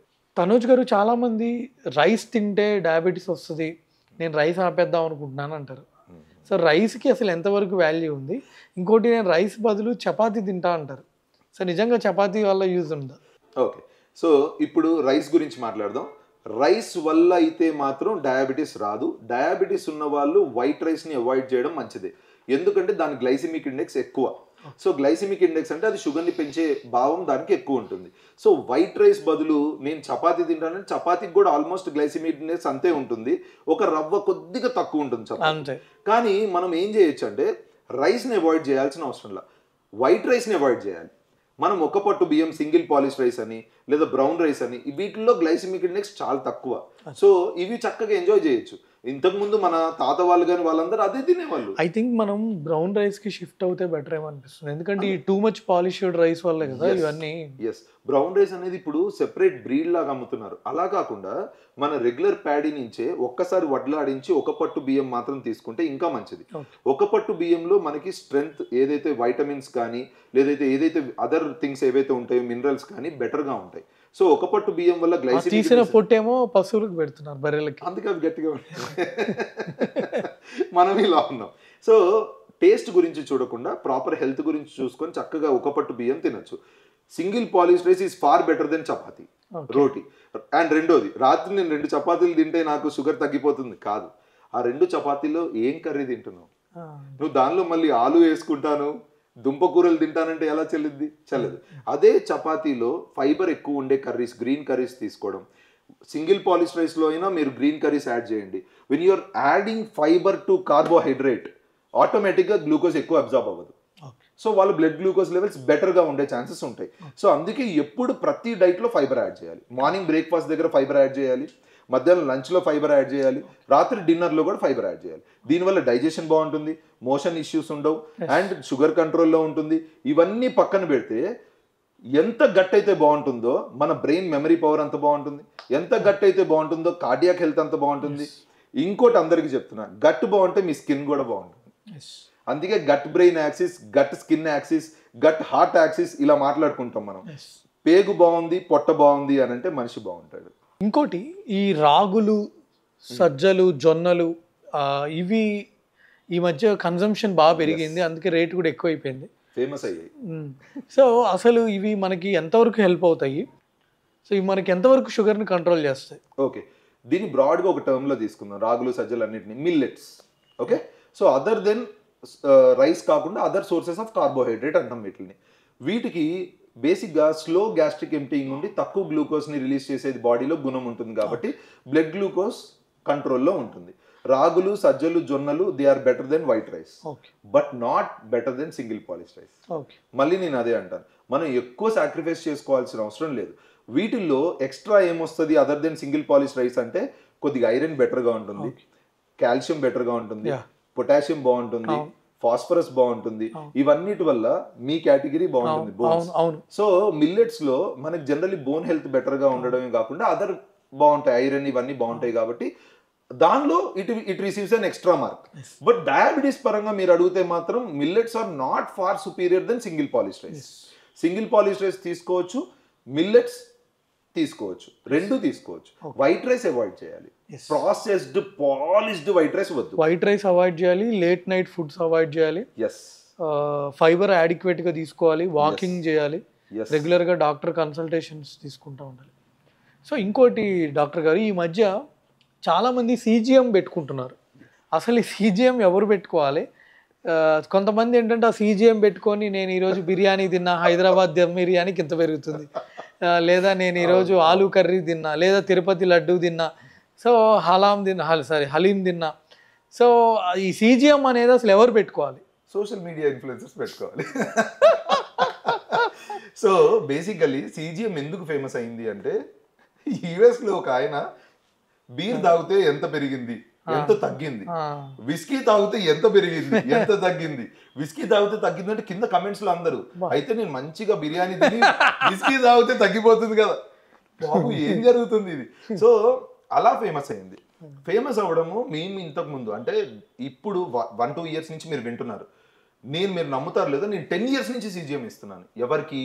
ఇన్సులిన్ రిక్వైర్మెంట్ ఉన్న వాళ్ళకి, ఎవరైతే 4 పూటలు ఇన్సులిన్ అంటే 3 పూటలు ఇన్సులిన్ విత్ బేసల్ ఇన్సులిన్ తీసుకుంటారో వాళ్ళకి, అండ్ ఎవరికైతే రికరెంట్గా గ్లూకోజ్ డౌన్ అయ్యి అడ్మిట్ అవుతూ ఉంటారు, హైపోగ్లైసిమియా, గ్లూకోజ్ డౌన్ అయ్యి ఫిట్స్ వస్తాయి, గ్లూకోజ్ డౌన్ అయ్యి చనిపోయేదాకా వెళ్తుంది, చాలా డేంజరస్ కండిషన్. ఇలా రికరెంట్ హైపోగ్లైసిమియా ఉన్న వాళ్ళకి నేను CGM ఇస్తాను. ఎందుకు? దాని నుంచి వాళ్ళ యాప్కే కాకుండా నేను నాకు కనెక్ట్ చేసుకోవడం వల్ల నాకు అలారం మోగుతుంది. వెన్ ఎవర్ వాళ్ళకి 70 కన్నా తగ్గుతుంది అన్నప్పుడు గ్లూకోజ్ లెవెల్ నాకు వెంటనే అలారం వచ్చేస్తుంది, నేను వాళ్ళని అలర్ట్ చేస్తాను, అమ్మ మీకు 70 కన్నా తగ్గింది, you should take this that అని.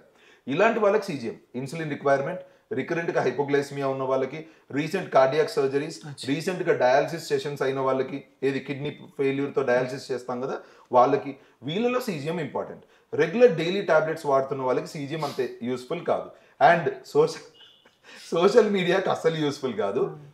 దానివల్ల ఊరికే స్ట్రెస్ పెరుగుతుంది. స్ట్రెస్ కాదు, దీనివల్ల మీకు ఇంకో చిన్న గమ్మత్తు చెప్తాను.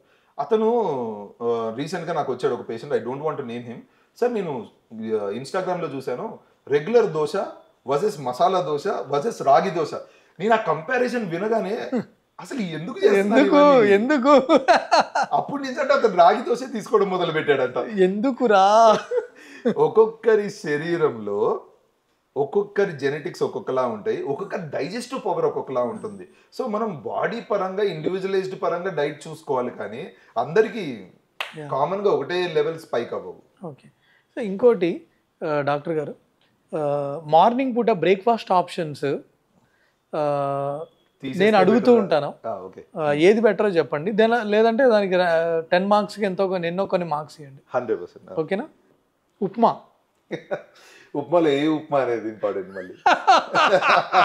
సో ఉప్మా జనరల్లీ ఏంటంటే 3/10 లాగా తీసుకోవచ్చు.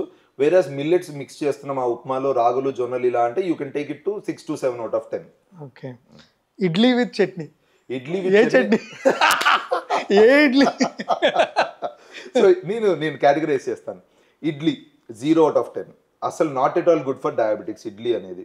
సో ఇడ్లీలో మనం అదే కల్తీ ఇడ్లీ, అగైన్ మిల్లెట్ ఇడ్లీ, రాగి ఇడ్లీ ఇవన్నీ అయితే it will come to 3/10. Carrot idli, beetroot idli అస్సలు వర్కౌట్ అవ్వవు, అవి జీరోనే.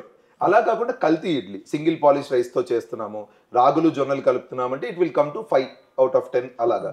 But still idli is idli, దానికి ఈజీ డైజెషన్ ఉంటుంది, ఈజీగా కార్బోహైడ్రేట్స్ స్పైక్ చేసే ఛాన్సెస్ ఉంటాయి. So idli 0/10 for me.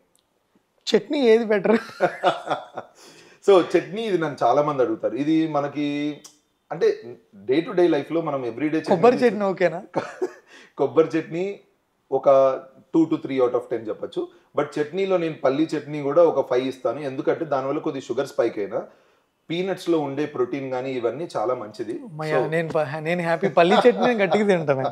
కానీ దానికన్నా if you go for tomato chutney కానీ లేదా ఈ బీరకాయ పొట్టు చట్నీ కానీ దే ఆర్ 8/10.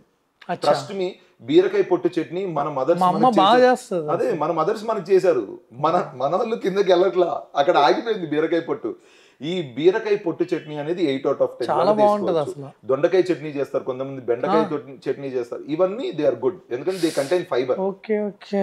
అదే పీనట్ చట్నీ 5 తీసుకుందాం. ఫ్రెండ్స్ చాలా ఇంపార్టెంట్ ఇన్ఫర్మేషన్, ఖచ్చితంగా మీ ఫ్రెండ్స్ అండ్ ఫ్యామిలీకి షేర్ చేయండి. మళ్ళీ బీరకాయ చట్నీకి పూర్వ వైభవం తీసుకురావాలి.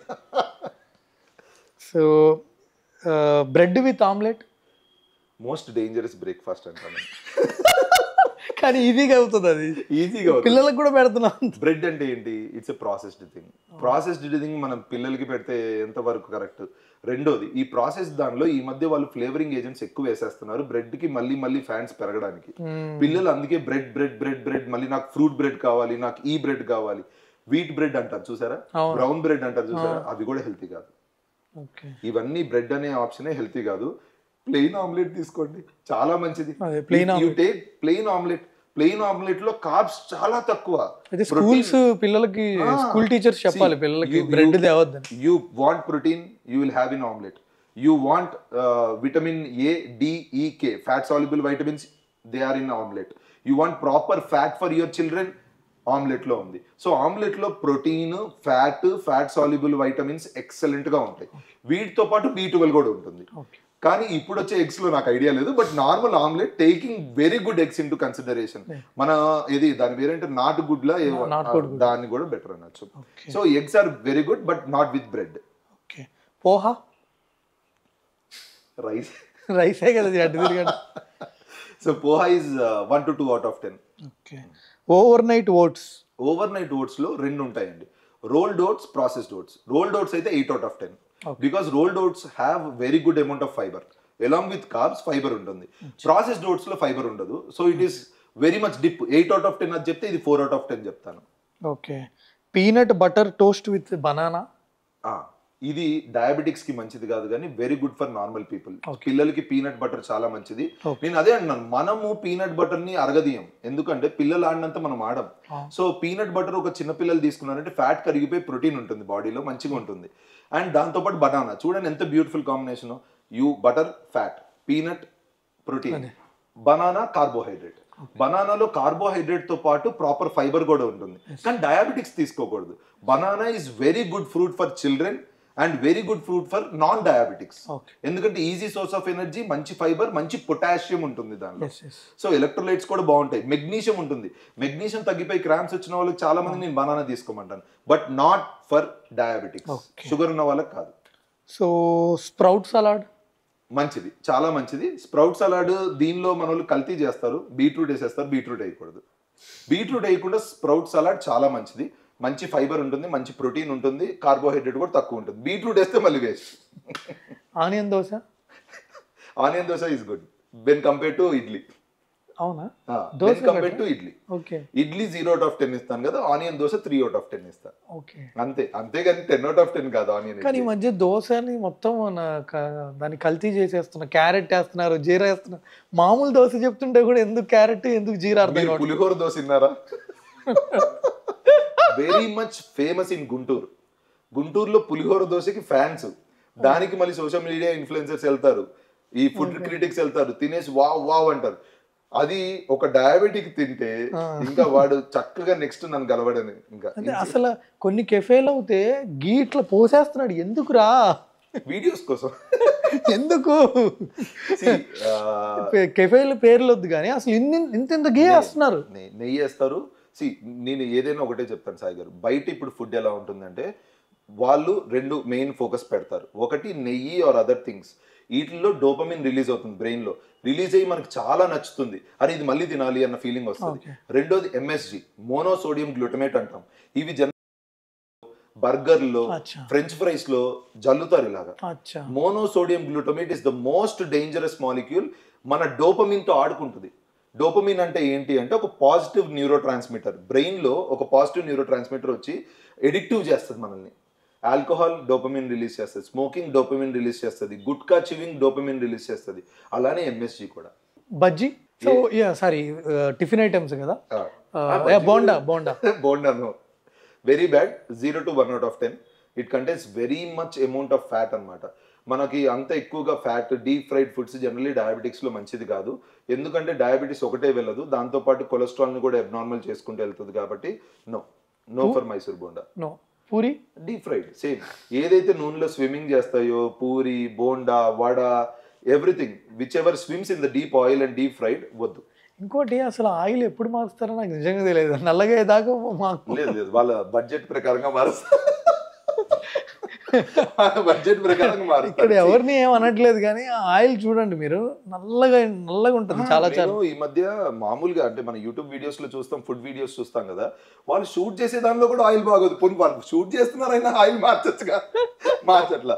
రెండోది ఆ ఆయిల్ ఏదైతే మల్టిపుల్ టైమ్స్ డీప్ ఫ్రైడ్ అవుతుందో దానిలోనే టేస్ట్ బాగుందంటారు.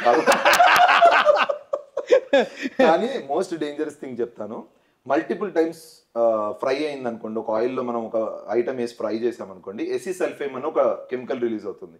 ఇది కార్సినోజన్. మనము ఈ మధ్య క్యాన్సర్స్ ఎక్కువ చూడడానికి కారణం processed foods, packaged foods, deep fried foods. ఈ డీప్ ఫ్రైడ్ ఫుడ్స్లో చాలా అంటే చాలా డేంజరస్ కార్సినోజన్స్ రిలీజ్ అవుతూ ఉంటాయి. ప్యాకేజ్డ్ ఫుడ్స్ అండ్ ప్రాసెస్డ్ ఫుడ్స్లో ఎసిసల్ఫేమ్తో పాటు పీవీసీస్, పాలికార్బోనేట్స్ ఇవన్నీ ఎక్కువ అవుతాయి. సో ఇవన్నీ డేంజర్ కార్సినోజన్స్ అన్నమాట ఇవన్నీ. సో అవి జనరల్లీ అవాయిడ్ చేయడమే మంచిది. ఇంట్లో ఏదైనా ఫ్రై చేసుకుని అప్పుడప్పుడు తినచ్చు, ఎందుకంటే మనం మళ్ళీ చేయం కాబట్టి. హోటల్స్ కానీ ఏమైనా కమర్షియల్ ప్లేసెస్లో ఆబ్వియస్లీ. అసలు ఈ మధ్య ఫేమస్ హోటల్స్ అన్ని నేమ్ వద్దు కానీ అన్ని ఫేమస్ హోటల్స్ ఆల్మోస్ట్ ఈ రైడ్స్లో నెలల క్రితం దాచిన చికెన్లు, తర్వాత అన్ని పప్పు దినుసులు, వాట్ ఎవర్, ఎలకలు తిరగడం కిచెన్లో, ఇవన్నీ. సో పెద్ద హోటల్స్, ఫేమస్ హోటల్స్ లో చూస్తే బాగా అనిపిస్తుంది. వాళ్ళే అట్లా మెయింటైన్ చేస్తుంటే అసలు ఏ ధైర్యంతో తినాలో అర్థం అట్లా. సో ఇప్పుడు బ్రేక్ఫాస్ట్ ఐటమ్స్ అయిపోయినాయి కదా, ఇప్పుడు స్నాక్స్ ఐటమ్స్ చూద్దాం. సమోసా, మళ్ళీ ఆనియన్ సమోసా, కార్న్ సమోసా. అవును, ఈ మధ్య అది స్పినాచ్ సమోసా అని చూసాం మొన్న. నేను స్పినాచ్ చేస్తున్నారు, ఏదైనా ఫ్రై చేస్తున్నారుగా. మళ్ళీ అదే same samosa it's deep fried item. I say no for it. So మర్చిపోయాను. సో బ్రేక్ఫాస్ట్ లో ఏది బెటర్ ఉన్న ఆప్షన్స్? సో బ్రేక్ఫాస్ట్ లేదంటే బెస్ట్ మన బ్రేక్ఫాస్ట్ మనం ప్రిపేర్ చేసుకోవాలంటే ఒక డయాబెటిక్ పేషెంట్ కి బెస్ట్ బ్రేక్ఫాస్ట్ వచ్చేసరికి స్ప్రౌట్ సలాడ్. ఇది స్ప్రౌట్స్ లాంటివి ఇది తీసుకోవచ్చు, నార్మల్ ఫ్రూట్ సలాడ్ తీసుకోవచ్చు, ఏదైనా వెజిటబుల్ సలాడ్ లాగా తీసుకోవచ్చు. పెసరట్టు మన రెగ్యులర్ సౌత్ ఇండియన్ బ్రేక్ఫాస్ట్ లాగా అంటే పెసరట్టు తీసుకోవచ్చు, ప్రాబ్లం లేదు. ఒకవేళ ఇడ్లీ లాగా తీసుకోవాలంటే మిల్లెట్ ఇడ్లీస్ లాంటివి తీసుకోవచ్చు, మిల్లెట్ ఉప్మాస్ లాంటివి తీసుకోవచ్చు. వీటిలన్నింటిలో నేనేం చెప్తానంటే మిల్లెట్ ఉప్మాస్ లో మనం ఫైబర్ ని కూడా యాడ్ చేయొచ్చు. సో ఎక్స్ట్రా వెజిటబుల్స్ యాడ్ చేసుకొని ఇలా చేసుకోవచ్చు. ఇలాంటివి మనం జనరల్లీ మంచి బ్రేక్ఫాస్ట్ ఐటమ్స్ ఏ డయాబెటిక్ అయినా. దోశ కూడా మనం తీసుకోవాలి అని అనుకుంటే కనుక pesarattu is the best item which you can take with minimal oil, ఎక్కువ లేకుండా. నార్మల్ దోశలానే తీసుకోవాలి అని అనుకుంటే ఇంకంతే ragi dosa or whatever millet dosas ఇలాంటివన్నీ ట్రై చేయొచ్చు. వీటిలో మనం రెగ్యులర్ చట్నీస్ తీసుకొని ఎంజాయ్ చేయొచ్చు, ప్రాబ్లం లేదు. సో ఇప్పుడు స్నాక్స్ ఐటమ్స్లో మనం సమోసా చెప్పారు. తర్వాత ఇప్పుడు ముఖ్యంగా మన గుంటూరు, విజయవాడ వైపు అసలు సాయంత్రం పూట ఆ బజ్జీ తినకపోతే లేదా బోండాలు తినకపోతే పునుగులు అంటాం, పునుగులు తినకపోతే అది ఏదో పెద్ద మిస్టేక్ అయిపోయినట్టు ఆ రోజులో. బజ్జీ తిని టీయో కాఫీయో టీ తాగకపోతే అసలు ఆ రోజు ఎంత రాంగ్ చేసినట్టు. సో బేసిక్గా నేను విజయవాడలో 3 years చదువుకున్నాను కదా అక్కడ గవర్నమెంట్ కాలేజ్ లో. అయినో ప్రతి ఒక్కరు బజ్జీలు బజ్జీల కన్నా పునుగులు ఫేమస్. పునుగులు ప్లస్ చట్నీ, టమాటా చట్నీ, తర్వాత ఒక టీ తాగకపోతే అది ఏదో పాపం చేసినట్టు. ఒకేషనల్ గా మీరు వారానికి ఒకసారి తీసుకుంటున్నారా ఎంజాయ్ చేయడానికి, నేను ఓకే చెప్తాను. ఎవ్రీడే నేను పునుగులు తింటానంటారా? No. And mid meal snacks అనేవి డయాబెటీస్ లో మంచిదే. When you take meal also in limited quantity. నేను మీల్ గట్టిగా బిర్యానీ తింటాను, సాయంత్రం పునుగులు తింటాను, మళ్ళీ రాత్రి ఇంటికి వెళ్ళాక కర్డ్ రైస్ తింటాను. కొంతమంది ఉంటారు ఇన్స్టాగ్రామ్ లో, ఈ రోజు పొద్దున్నే ఒక సమోసా తిన్నా, సరే ఒక ఉల్లిపాయ దోశ తిన్నా, ఆ తర్వాత బోర్ కొట్టి 2 చపాతీలు తిన్నా, మధ్యాహ్నం బిర్యానీ, చాలా ఫేమస్ ఆయన. మళ్ళీ నాకు బోర్ కొట్టి ఒక బోండాలు తిన్నా. కింద కామెంట్ కొట్టడం కన్నా ఇంకా ఆయన అన్న మాట అది ఉండదు అనమాట. పొద్దున్నే లేసాను, ఇడ్లీ తిన్నాను, కానీ కడుపు నిండలేదు, ఎంతో హెల్తీగా ఉంది, అందుకే నేను KFC తిన్నాను, KFC కూడా సరిపోలేదని వెంటనే బిర్యానీ ఆర్డర్ పెట్టా మెహఫిల్ నుంచి అన్నాడు. ఇవన్నీ I think it's for content అనుకుంటా. ఎందుకంటే ఎవరు అన్ని రోజులు సర్వైవ్ అవ్వలేరు. Day 1 నుంచి Day 70 వరకు ఉంటాయి వ్లాగ్స్ అవి. సో సర్వైవ్ అవ్వడం కష్టం. నాకు తెలిసి మేబీ ఫర్ కంటెంట్ చేస్తున్నారు. నేను అందరికి రిక్వెస్ట్ చేసేది ఏంటంటే, వీటిల్లో మనకి ఎంతవరకు పడుతుంది అనేది మనకు ఐడియా లేదు, మనం అది ఫాలో అవడం కరెక్ట్ కాదు. పోనీ ఆయన చేస్తున్నాడు మనం కూడా చేయొచ్చు, ఆయన సన్నగానే ఉన్నాడు కదా అన్నట్టు అనుకుంటాం, కానీ అలా ఉండదు. సో ఇంకా నైట్ డిన్నర్ విషయానికి వస్తే సింపుల్ డిన్నర్ ఆప్షన్స్ చెప్పరా? Simple lunch options, simple dinner options. Lunch నేను ఎప్పుడు ఏ డయాబెటిక్ అయినా ప్లేట్ మీల్ లా చెప్తాను. ప్లేట్ మీల్ అంటే దానిలో మనం 1/4 హాఫ్ కింద డివైడ్ చేస్తాం. ఆ ప్లేట్ లో 1/4 వచ్చేసరికి కార్బోహైడ్రేట్ ఉండాలి. అది బ్రౌన్ రైస్ కానీ, సింగిల్ పాలిష్ రైస్ కానీ, ఒక చపాతీ కానీ, 2 చపాతీలు కానీ, మీ ఇష్టం. అది 1/4 ఉండాలి ప్లేట్ లో. ఇంకో 1/4 వచ్చేసరికి మనం ఫ్యాట్ ఐటమ్ ఏదన్నా. ఈ ఫ్యాట్ ఐటమ్ అంటే ప్రోటీన్ విత్ ఫ్యాట్ ఉండేటట్టు. నాన్ వెజ్ అయితే చికెన్ కానీ, లేదంటే ఎగ్ కానీ, ఫిష్ కానీ. మటన్ నేను జనరల్లీ రెడ్ మీట్ సజెస్ట్ చేయను ఎవరికి. Fish, egg, chicken. Vegetable protein వాళ్ళేమో దాల్ కానీ, సోయా చంక్స్ కానీ, లేకపోతే ఏదైనా ఎనీ పీనట్ కర్రీస్ కానీ, రాజ్మా చావల్ కానీ, ఇవన్నీ తీసుకోవచ్చు. సో 1/4 కార్బ్స్, 1/4 ప్రోటీన్, మిగతా 50% ఫైబర్. మిగతా 50% ఫైబరే ఉండాలి. సో ఫైబర్ లో మన వాళ్ళు లంచ్ లో మేము ఎలా తింటాము, కీరా దోసకాయలు ఇవన్నీ అంటారు కదా, నేను వాళ్ళకి సింపుల్ గా చెప్తాను. ఒక గ్రీన్ కర్రీ చేసుకోండి, మీరు చిక్కుడుకాయ చేసుకోండి, బీన్స్ చేసుకోండి, బెండకాయ చేసుకోండి. దానిలో ఎక్కువ కూరల్లా చేయకుండా ఓన్లీ అది మైల్డ్ మసాలాస్తో చక్కగా ఫ్రైయో ఏదో ఒకటి ఉడికించుకున్నట్టు, light fries or boiled, main boiled best. ఈ బాయిల్డ్ హాఫ్ ప్లేట్ నింపేయండి ఫైబర్ తో. మంచి వెజిటబుల్ కర్రీలా ఉంటుంది అది. మనం ఈ 1/4 కార్బ్స్ తో కూడా తినొచ్చు. ఇంకో 1/4 ప్రోటీన్ ఏంటంటే డైరెక్ట్ గా తీసుకోవచ్చు. ఇది బెస్ట్ ఫర్ ఆఫ్టర్నూన్. నైట్ వచ్చేసరికి we should concentrate more on fibre. ఎందుకంటే it aids digestion better. Morning లేసేసరికి కడుపు ప్రశాంతంగా ఖాళీ అవ్వాలి, కాన్స్టిపేషన్ ఉండకూడదు కాబట్టి. సో నైట్ టైం అదే గ్రీన్ కర్రీలో 1-2 జొన్న రొట్టెలు తినడం. లేదు అని అంటే ఇంత కొద్దిగా రైస్, అదే what ever single polish rice వేసుకొని దానిలో డబల్ అమౌంట్ ఆఫ్ కర్రీ తినడం. ఈ double amount of curry green curry ఉండాలి. అది ఆకుకూరలు తీసుకుంటారా, లేదా బెండకాయ, దొండకాయ, బీరకాయ, సొరకాయ, ములక్కాడ ఏవి తీసుకుంటారో మీ ఇష్టం. సో ఒక సింగిల్ కప్ ఆఫ్ రైస్ తీసుకుంటే డబల్ కప్ ఆఫ్ ఫైబర్ తీసుకోవాలి కర్రీ లాగా. లేదంటే ఒక జొన్న రొట్టె. అన్నంలో పప్పు తినడం కాకుండా పప్పులో అన్నం తినాలి. ఎస్, అంతే. ఆయన ఫేమస్ హెల్త్ యూట్యూబర్ ఒక ఆయన ఉంటారు, ఆయన అంటారు మన ప్లేట్ ని రివర్స్ చేయాలి అని. మన ప్లేట్లో ఏంటి, మనం ఇంత అన్నం వేసుకొని ఇంత కూర తింటాం, దాన్ని రివర్స్ చేయాలి. ఇంత కూర తిని ఇంత అన్నం తినాలి. అది మనం రివర్స్ చేయగలిగితే మాత్రం డెఫినెట్లీ బెటర్ అవుతుంది డయాబెటిక్స్లో. ఇంకోటి తనోజ్ గారు, డయాబెటిక్ పేషెంట్స్కి ఎక్సర్సైజెస్ తర్వాత ఈ వాకింగ్ ఇవన్నీ ఎంత ఇంపార్టెంట్ వాళ్ళకి? Okay, let's categorize into 3 things. So for example patient పాపం డైట్ ఫాలో అవుతున్నాడు, మందులు ఫాలో అవుతున్నాడు, అయినా ఎక్సర్సైజ్ చేయాలా రోజు, ఎంత ఇంపార్టెంట్ అది? చాలా ఇంపార్టెంట్. ఈ ఎక్సర్సైజ్ ని 3 కేటగిరీస్ కింద డివైడ్ చేస్తాను, ఎందుకంటే క్లియర్ గా ఉండాలి కాబట్టి. First thing walking. Walking best ఏంటంటే post meal walking. Morning breakfast తర్వాత 15 to 20 minutes, మధ్యాహ్నం లంచ్ తర్వాత 15 to 20 minutes, రాత్రి డిన్నర్ తర్వాత 15 to 20 minutes. ఇలా చేయకుండా మన వాళ్ళు నేను పొద్దున్న 6కి లేచి 1.5 గంటలు నడుస్తాను, ఇలా లేదా ఈవినింగ్ ఇది చాలా డేంజరస్ వాకింగ్ 5 నుంచి 6:30 నడుస్తానంటారు వాళ్ళ ఖాళీ టైంలో.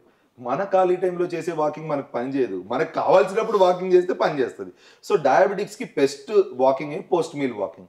ఇది అందరికీ పాసిబిలిటీ ఉండదు. సో పాసిబిలిటీ లేని వాళ్ళు ఫాస్టింగ్లో వాకింగ్ చేయొచ్చు, లేదా పోస్ట్ డిన్నర్ రాత్రి పూట పడుకునే ముందు వాకింగ్ చేయొచ్చు. ఈ రెండు చాలా useful. Post meal walking is the best.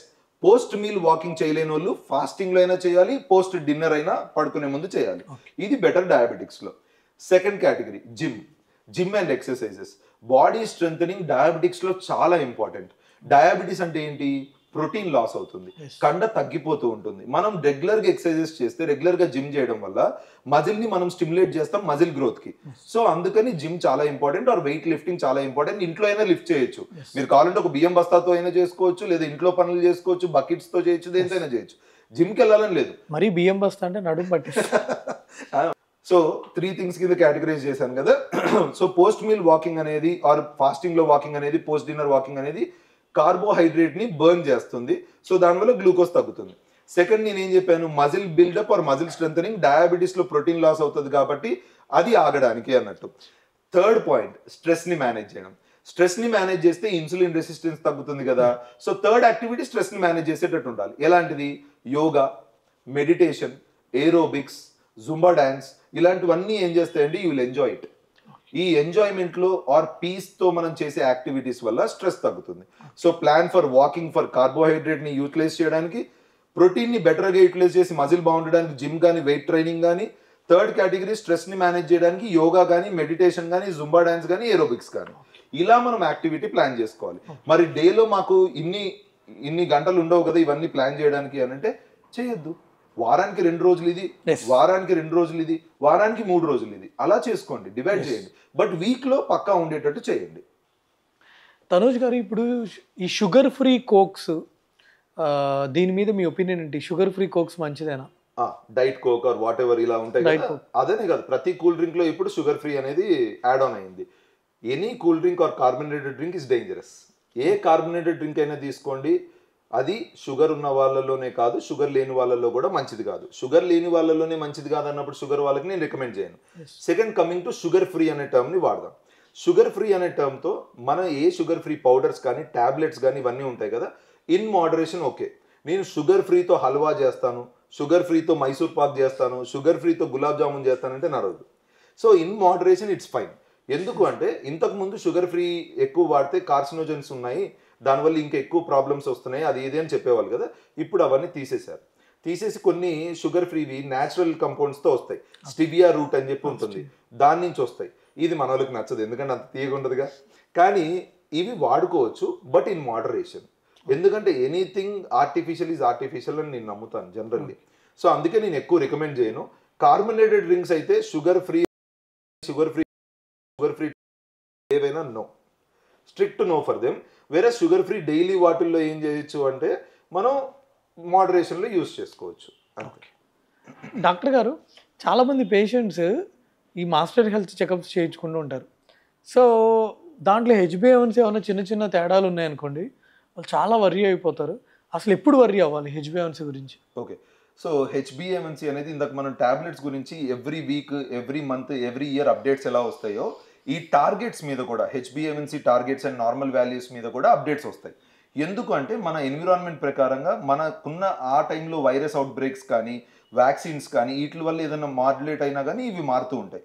So అనే హోల్ చెప్పాలి అంటే హెచ్బిఏవన్సీ అనేది 5.7 నుంచి 6.5 వరకు ఉంటే ప్రీ డయాబెటీస్ అని, 6.5 కన్నా ఎక్కువ ఉంటే డయాబెటీస్ అనేది మనకి ఎప్పుడు వచ్చే నార్మల్.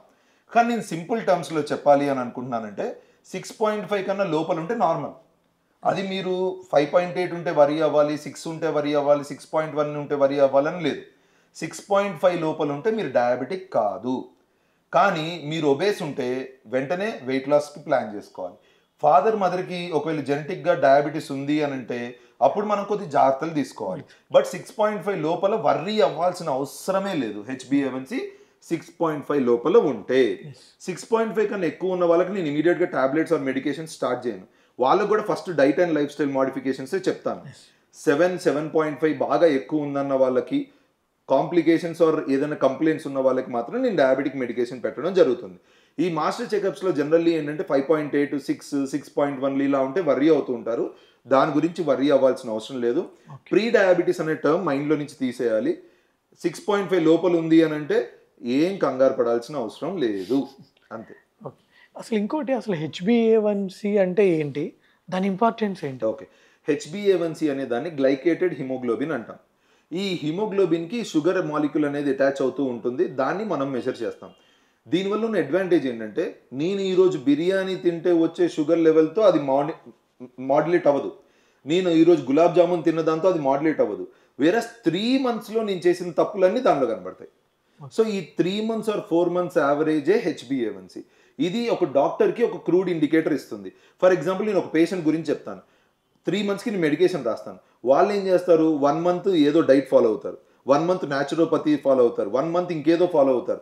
ఇవన్నీ ఫాలో అయ్యాక నా దగ్గరకు వచ్చే 1 week ముందు షుగర్ టాబ్లెట్స్ వేసుకుంటారు. సో నా దగ్గరకు వచ్చే 1 week ముందు షుగర్ టాబ్లెట్స్ వేసుకున్నప్పుడు ఫాస్టింగ్ పోస్ట్ లంచ్ కంట్రోల్లోనే ఉంటాయి, కానీ HbA1c ఏమవుతుంది, ఎక్కువ కనబడుతుంది. సో ఇలాంటి సినారియోస్లో HbA1c యూస్ఫుల్. HbA1c ఎక్కువగా ఉంది కానీ ఫాస్టింగ్ పోస్ట్ లంచ్ నార్మల్ ఉంది అని అంటే మనిషి ఏదో చేశాడు. అదే ఒకవేళ HbA1c ఎక్కువ ఉంది, ఫాస్టింగ్ పోస్ట్ లంచ్ కూడా ఎక్కువ ఉందంటే అన్కంట్రోల్డ్గా ఉంది, ఇమీడియట్గా మనం ట్రీట్మెంట్ ఇవ్వడం మొదలు పెట్టాలి. ఎందుకు అంటే కాంప్లికేషన్స్ వచ్చే ఛాన్సెస్ ఎక్కువగా ఉంటాయి. సో HbA1c చాలా ఇంపార్టెంట్. ఎవ్రీ 3 to 4 monthsకి చేయించుకోవడం బెటర్. దాని ప్రకారంగా డాక్టర్కి ఒక రఫ్ ఐడియా వస్తుంది, ఎంత డోస్ ఇవ్వాలి, ఎంతవరకు ఈయన కాంప్లికేషన్స్కి రిస్క్లో ఉన్నాడు, ఎంతవరకు మనం మాడ్యులేట్ చేసుకోవాలి డోసేజెస్ అనేది క్లారిటీ వస్తుంది. సో ఫ్రెండ్స్, ఇది ఈ వీడియోలో. ఈ వీడియో కనుక మీకు నచ్చినట్టయితే మీ ఫ్రెండ్స్ అండ్ ఫ్యామిలీకి షేర్ చేయండి. Thank you. మీ డౌట్స్ ఏమైనా ఉంటే ప్లీజ్ కింద కామెంట్స్లో తెలియజేయండి. సో ఇది ఫ్రెండ్స్ ఈ వీడియోలో. Thanks for watching. ఈ వీడియోని తప్పకుండా మీ ఫ్రెండ్స్ అండ్ ఫ్యామిలీకి షేర్ చేయండి. Thank you. బై.